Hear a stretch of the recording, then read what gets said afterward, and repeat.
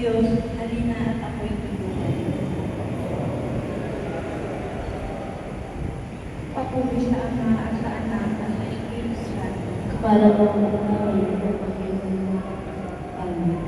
Sa pangalan ng Jesus, lahat maninigluhan. Sila'y magpapahayag, siya ay ating Diyos. At niloob ng Ama sa simulan sa handa. Ang tawagin siyang doon, mapatlikhang salita.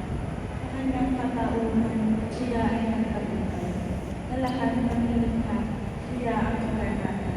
Sa tutulukan ng Diyos ay kaluwalhatian. At sa piling ng Ama, likas ang kaganatan. Sa ating mga puso ay ilulong natin sila. Sa atin ay manahan na pangyarihan niya.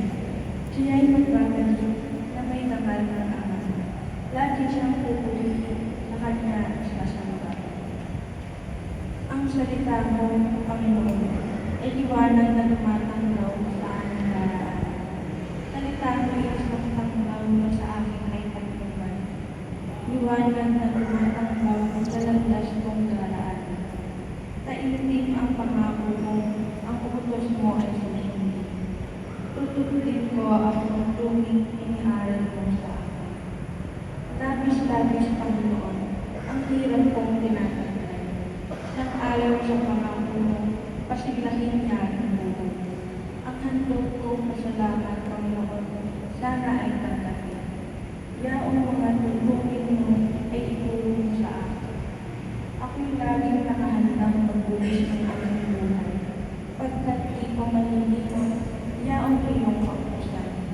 Sa akin ay mayroong handang pagtulong ang masasama. Ngunit ang iyong kautusan ay hindi ko sinisita. Ang bigay mong mga utos, ang pamanang walang hanggan. Sa puso ko'y malalim, ang dulot ay naglalakad. Ang kasila ko sa sarili, sundin ang kautusan. Susundin ko ang utos mo habang ako'y nabubuo. Papuri sa Ama at sa Anak at sa Espiritu Santo. Kapara ng unang Iyon sa mga amin. ang salita mo, Panginoon, ay liwanag imananglaw sa aming daraan. Kapag nakita ko ng iyong mukha, Panginoon, mauunawaan ko ang ganap na pagdadamay.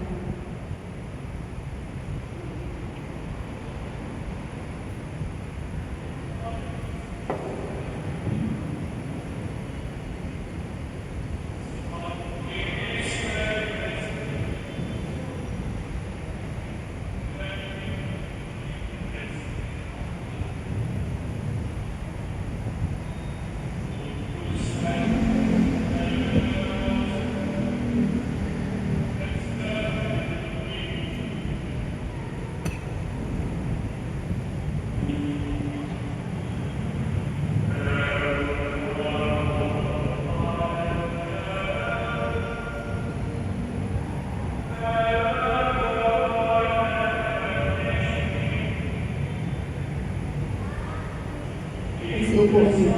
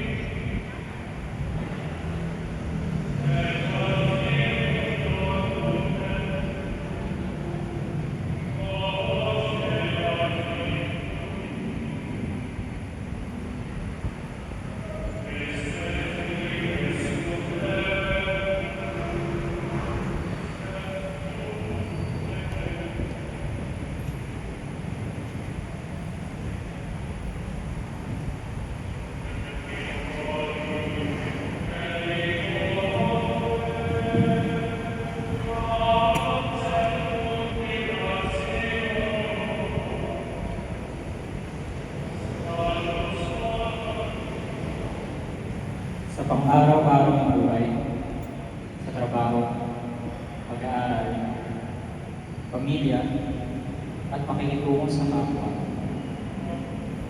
Maraming maliit at malalaking desisyon ang kailangan natin gawin. Madalas, maasa tayo sa sariling karunungan, damdamin, o opinyon ng iba. Ngunit, ang salita ng Diyos ang nagbibigay ng pamatayang hindi nagbabago. Kapag hinahayaan natin gabayan tayo nito, natututo tayong magpatawad imbes na magtingin ng galit. Maging tapat kahit may pagkakataong mandaya at magmahal kahit ang hirap. Kapag may mga pagsubok, problema sa pananalapi, alitan sa pamilya, pagkabigo, o karamdaman, natural na makaramdam tayo ng tawa at paghihinang. Ngunit ang pagbabalik sa mga pangako ng Diyos ay nagpapaalala na hindi tayo nag-iisa. Ang kanyang salita ay nagbibigay ng katiyakan na siya ay kasama, nakikinig, at tumikilos sa ating buhay. Sa halip na panghinaan ng loob, nagkakaroon tayo ng pag-asa at lakas ng loob na magpatuloy. Ang pagpili na sundin at pahalagahan ng salita ng Diyos ay hindi lamang isang emosyonal na desisyon. Ito ay isang araw-araw na disiplina. Nangangahulugan ito ang pagdala ng oras sa pagbabasa, pagmimilay, pagsasabuhay ng kanyang mga aral. Habang mas pinahalagaan natin ito, mas nagiging malinaw ang ating direksyon at layunin sa buhay. Sa huli, ang salita ng Diyos ang nagsisilbing liwanag sa ating landas. Hindi man ito ipakikita ang buong nangarap, sapat ang liwanag nito upang makita natin ang susunod na hakbang.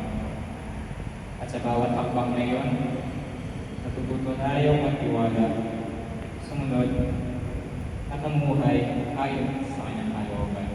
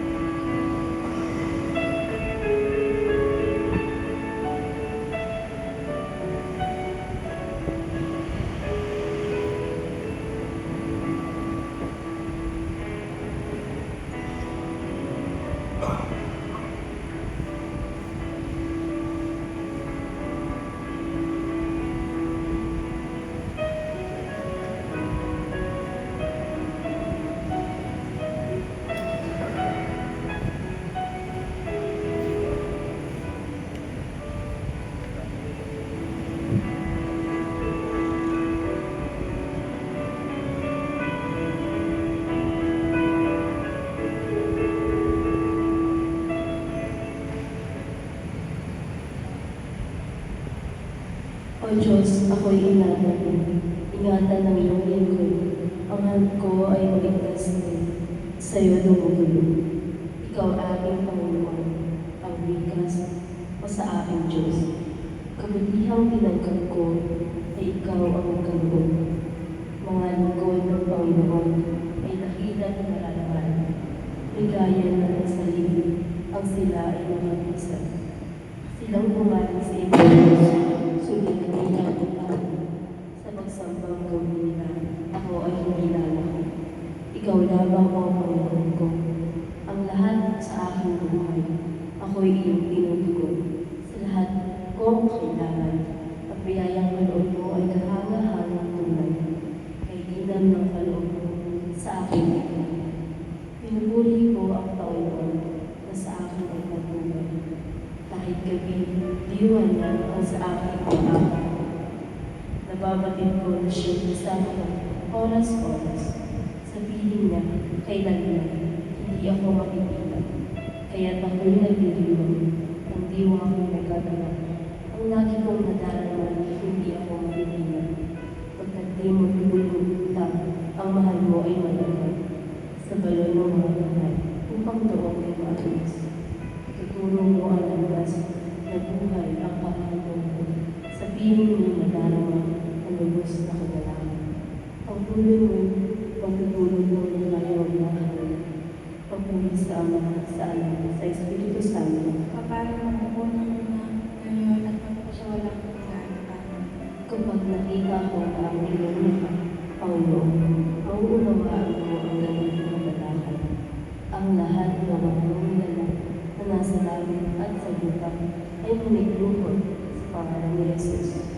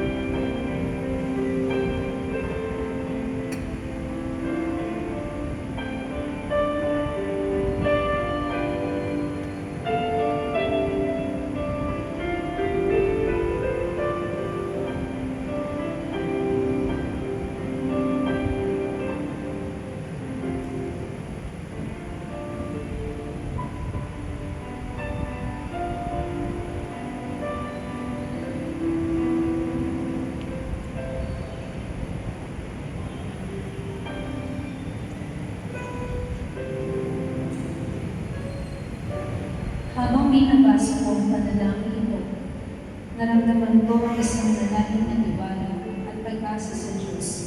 Ipinapaalala nito sa akin sa lahat ng pagkakataon, lalo na kapag ako ay natatakot, nalilito o may pinagdadaanan. Maaari akong tumulong sa Kanya dahil siya ang aking handog. Ang bawat biyaya at kabutihang tinatanggap ko ay galing sa Kanya. Kaya nararapat lamang na siya ang unahin ko sa aking buhay.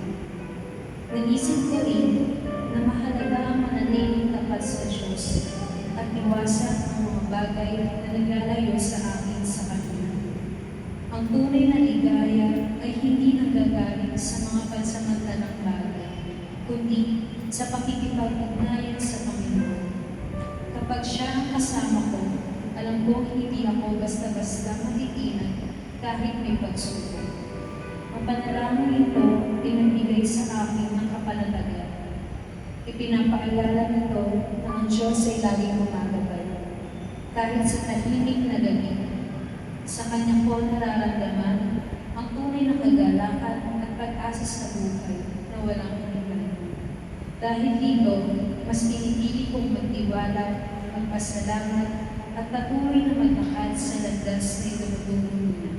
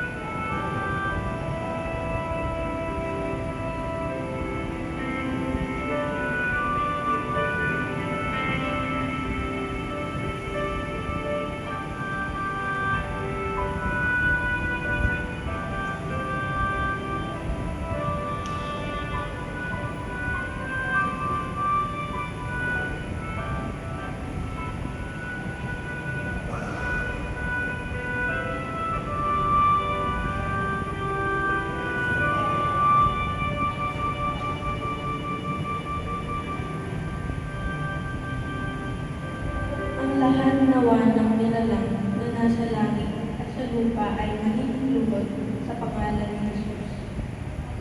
Bagamat siya ay Diyos, hindi nagpilit si Jesus na manatiling kapantay ng Diyos. Bagkus, hinubad niya ang lahat ng katangian ng pagka-Diyos. Nagkatawang tao at namuhay na isang pag-ibig. Nang maging tao siya ay nagpakababa at naging masunurin hanggang kamatayan. Oo, hanggang kamatayan sa krus. Kaya naman, siya ay tinampok ng Diyos at binigyan ng pangalang higit sa lahat ng pangalan. Ano pat ang lahat ng nilalang na nasa langit, nasa lupa at nasa ilalim ng lupa, ay nanlulunod at sasamba sa Kanya. At ipapahayag ng lahat na si Heso Kristo ang Panginoon. Sa ikararaman ng Diyos Ama, pabuhay sa Ama, sa Anak, at sa Espiritu Santo. Kapara naman una ngayon at sa walang hanggan. Amen. Ang lahat nawa ng nilalang na nasa langit at sa lupa ay maniglumod sa pangalan ni Jesus. Pagbasa ng salita ng Diyos mula sa Moises. Sumainanawa ang pagpala at kapayapaan mula sa Diyos na ating Ama. Lagi kaming nagpapasalamat sa Diyos na Ama namin ang Panginoong Yesu Kristo. Tuwing pinapanalangin namin kayo, sapagkat kabalitaan namin ang tungkol sa inyong pananampalataya kay Kristo Jesus at ang pag-ibig ninyo sa lahat ng himla ng Diyos. Dahil sa pag-asang kakatuloy ninyo ang mga inihanda para sa inyo noon sa langit. Nalaman ninyo ang tungkol sa inaasahan ninyong ito na ang salita ng katotohanan, ang mabuting balita ay ipinarahan sa inyo. Ito'y lumalagan sa buong sanlibutan at nagdadala ng pagpapala tulad ng nangyari sa inyo mula nang marinig ninyo at maunawaan ang katotohanan tungkol sa tindahan loob ng Diyos.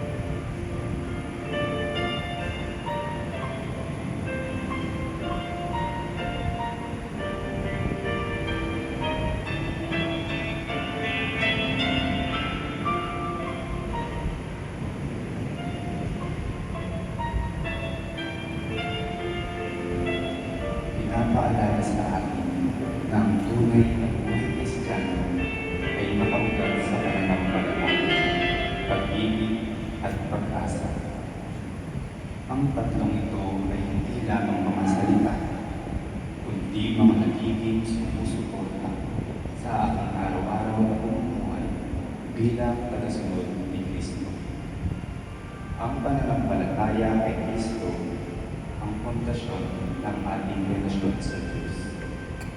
Ito ang nagbibigay sa atin ng tiwala kahit hindi natin lubos na nauunawaan ang lahat ng nangyayari sa ating buhay.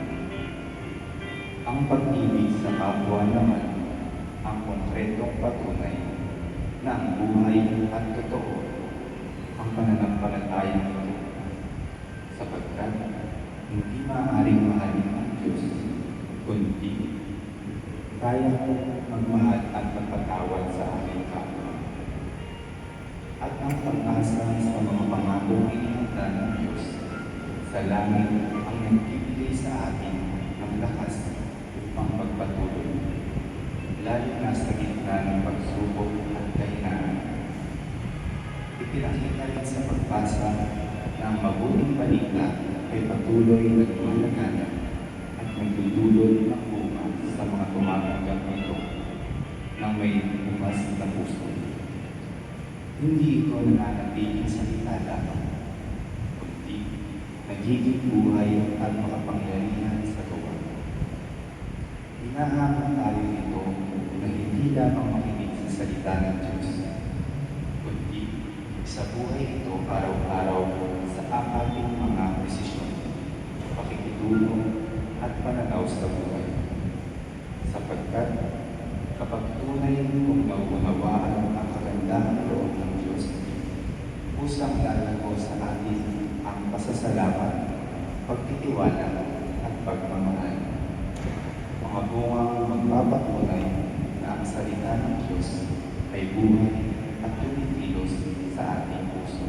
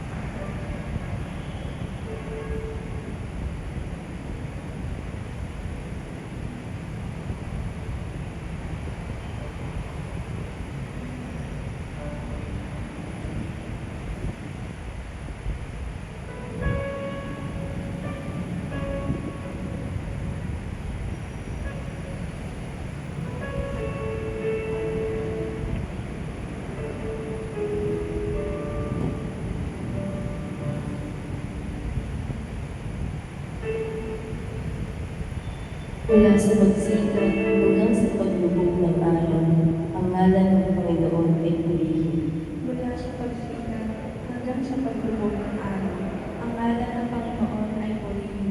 Ang kadakilaan niya ay umaabot sa kabila ng mga kapawian. Ang ngalan ng Panginoon ay purihin. Papuri sa Ama at sa Anak at sa Espiritu Santo. Mula sa pagsikat hanggang sa paglubog ng araw, ang ngalan ng Panginoon ay purihin. Ang lahat po ay magsimayan. Kung maghahandog ka sa Diyos at maaalala mo na may sama ng loob sa iyo ang kapatid mo, iwan mo muna ang iyong handog sa harap ng dambana at makapagkasundo ka sa Kanya. Saka ka magbalik at maghandog sa Diyos. Ang mabuting balita mula kay Mateo. Noong panahon iyon, sinabi ni Jesus sa kanyang mga alagad, sinasabi ninyo kung ang pagsunod ninyo sa kalooban ng Diyos ay tulad lamang ng mga Israelita at Pariseo, hindi kayo makakapasok sa kaharian. Narinig ninyo na noong unay inuutos sa mga tao huwag kang papatay. Ang sinumang makamatay ay nanakot sa hukuman. Ngunit tayo ngayon sinasabi ko sa inyo, ang papuon sa kanyang kapatid ay nanakot sa hukuman. Narinig ninyo na noong unay iniutos sa mga tao huwag kang makikiapit. Ngunit ngayon, sinasabi ko sa inyo ang sinumang ng mahanay na apelid na nasa sa ibang babae, sa isip niya ay nakiapit na siya sa babae ngayon. Narinig ba ninyo na noong unay iniutos sa mga tao huwag kang sisira sa iyong pinanumpaang pangako. Pagkus ay din mo ang iyong sinumpaan sa Panginoon. Ngunit, ngayon sinasabi ko sa inyo, huwag na kayong sumumpa kung nangangako kayo, sabihin mo na lang ng oo, kung oo at hindi kung hindi. Sapagkat buhat ng masama ang namang sumpa, dinaragdag din.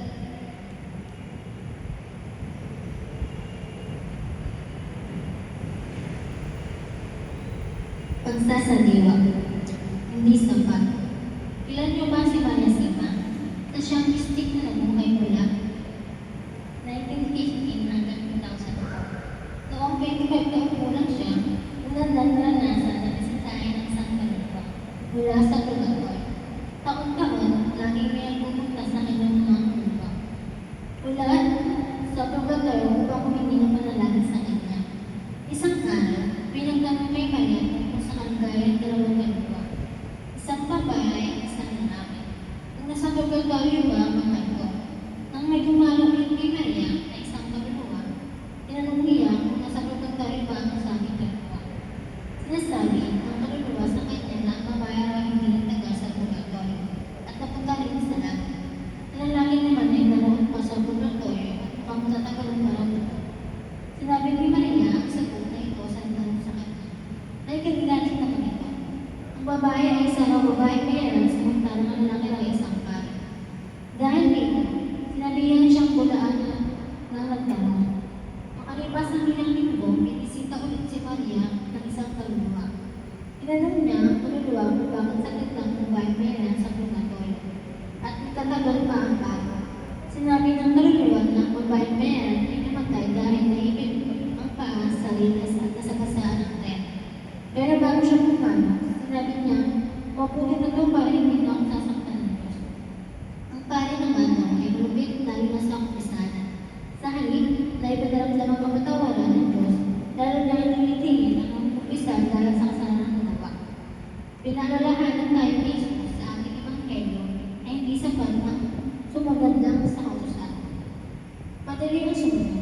Ang magkaroon ng tinatawag na internal change, yan ang mahirap. Kaya ang sinasabi ng Panginoon, kung ang pagsunod ninyo sa kalooban ng Diyos ay tulad lang ng pagsunod ng mga skriba at mga Pariseo, hindi kayo makakapasok sa kaharian ng Diyos. Hindi sapat ang ginagawa natin ng bawat itik ng kanistismo. Hindi sapat na tapat tayo sa lunes. Hindi sapat na naglilingkod tayo sa parokya ng diocese. Hindi sapat na araw-araw tayo sisimba o naglalabena. Dapat kalinisin ng ating kalooban. Dapat hindi tayo dobligado.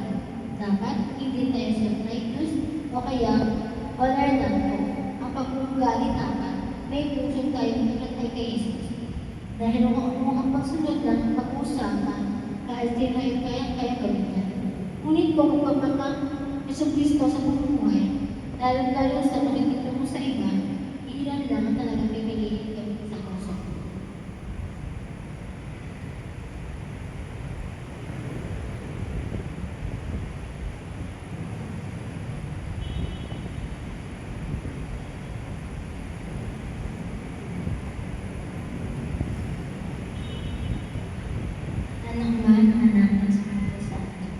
Ang puso ko ay nagpupuri sa Panginoon at nagdadala ng ating espiritu dahil sa ating tagapagligtas, sapagkat nilingat niya ang kanyang mga lingkod. At mula ngayon, ako'y tatawagin ko na ang lahat na sinanangin, dahil sa mga dakilang bagay ginawa sa akin ng mga pangyarihan. Banal ang kanyang pangalan, inakakapagan niya ang may takot sa kanya, sa lahat ng salit-salit ng langit. Pinapakita niya ang lakas ng kanyang mga isip. Pinangalan niya ang mga malalaki ang isipan. Pinansak niya ang mga hari mula sa kanilang trono at itinaas ng mga sawang kalagayan. Pinusog niya ang tumuting bagay ang mga lumubuto at pinalayas niya wala ang kinuman ng mayayaman. Tinulungan niya ang kanyang bayang Israel bilang pagtupad sa pangako niya sa ating mga magulang. Kay Abraham sa kanyang lahi pagpakailanman. Pagpulis sa Ama at sa Anak sa Espiritu Santo. Amen. Kung maghahandog ka sa Diyos at maaalala mo na masama ng Lord,